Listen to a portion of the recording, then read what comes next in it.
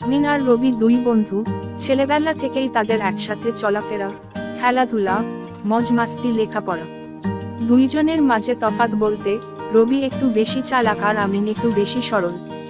একদিন দুপুর বেলা হঠাৎ আমিন জানতে চাইল, তুই কিভাবে এত বুদ্ধিমান হলি?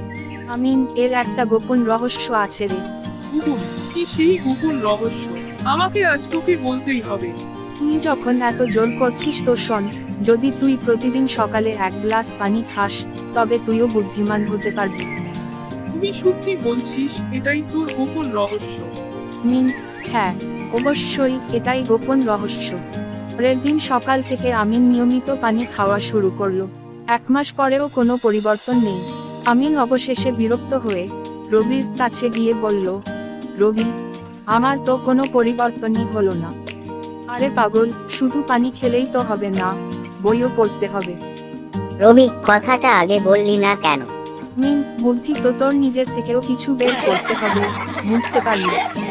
তাদের কথার মাঝে হাসির ঢেউ বয়ে যায়, আর তাদের বন্ধুত্বটাও আরো মজবুত হয়।